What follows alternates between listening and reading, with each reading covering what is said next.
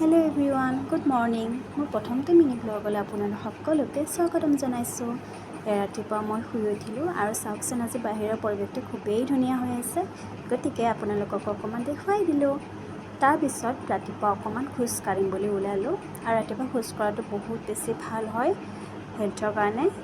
আৰু ইয়াত দেখিছেনে মোৰ লগত দুগো ওলাইছে খোজ কাঢ়িবলৈ।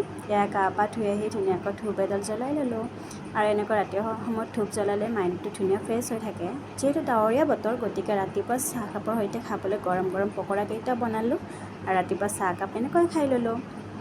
আৰু এতিয়া দুপৰীয়া সাজৰ বাবে ৰন্ধাত লাগিলোঁ। আজি দুপৰীয়া সাজত আছিলে দাইল, জিকা ভাজি, দাংবডি ভাজি আৰু বইল ডিম। আৰু ভাত পানী খালোঁ ধুনীয়াকৈ। আৰু ভাত পানী খাই অকণমান শুই দিছিলোঁ। আবেলি সময়ত অকণমান ওলাই আহিলোঁ।